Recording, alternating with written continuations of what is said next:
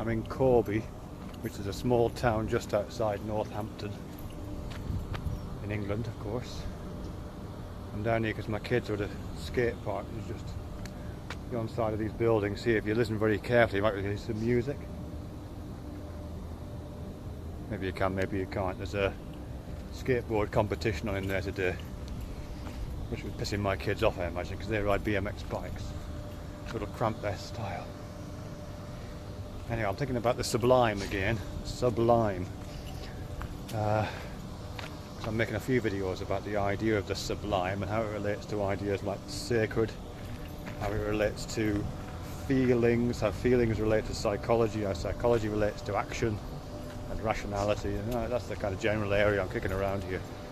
Now it features in things like language, and specifically how things like language can induce in us a feeling of the sublime.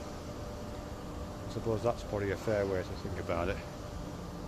So even though we're not engaging with the kinds of events and objects and experiences that would cause us to feel those sublime feelings, you know, the great events of nature, the crashing cliffs, the Grand Canyon, the cosmological sky, even though we're not experiencing those directly, it's possible to induce them by a judicious use of language. This is the field of cognitive poetics I'm talking about here, really specifically.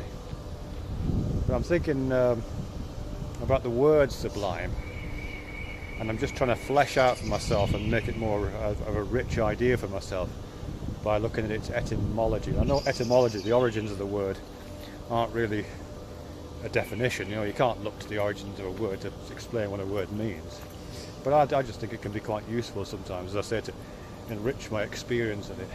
Give me some extra images to think about, what to work within me whilst I'm using words. And sublime is an interesting one, I think. My understanding of it is that there's two. One is a highly contested, probably fake etymology, which is something to do with like above the mud or something like that. Above the mud. I read that somewhere, but I don't think it's right. The other one, the more commonly and more accepted one, is it comes from sub, which means under or beneath, and then limen, which means threshold. Limen is the word that's kind of bastardized into lintel, for example, which is the beam that goes above a door. So it's about thresholds. So when you're going sub-limen, or in the sublime, you're standing under the threshold. You're standing on the threshold, under the lintel of a door. That's the kind of mental image I think is captured in that etymology. I'm in an industrial estate here, by the way. It's quite noisy. But yeah, let's sort of think through that. Okay, so you're standing at the threshold. My guess is you're probably on your way out. It doesn't feel, when I see that image in my mind of standing on the threshold of at a doorway, it doesn't feel to me like it's the threshold that I'm on my way, that I'm coming into a room. It feels like I'm going out, or that I've been in a room, in this safe, secure environment, familiar environment. Everything is within reach. Perhaps it's a space that I've constructed myself, or that I've been constructed inside of, something like that. It's like a home space, you know what I mean? It's all domestic, and it's everything's to hand in there. And now I've opened the door and I'm standing on the threshold. I'm standing underneath the lintel, and I need to be there because out there is everything that I probably need. You know, my desires will not be met by staying at home. My desires will only be met by going outside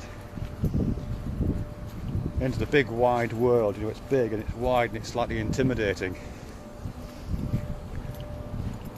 But I'm both desirous and I have this sense of need, and I have this compulsion, and I can recognise the beauty of the outside world, but it's also a slightly terrifying beauty, because that's where all the danger is, of course.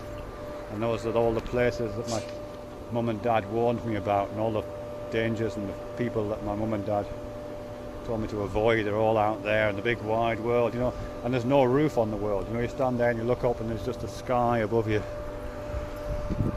So standing on this particular threshold has all this sense inside it of a need to go outside, even though you've got a little bit of agoraphobia. You've also got this need to go outside, and everything beautiful and terrifying is out there, and everything intimidating and threatening and dangerous is out there, and you're slightly frozen and slightly intimidated. Yeah, that sounds like an experience of the sublime to me. Sublime.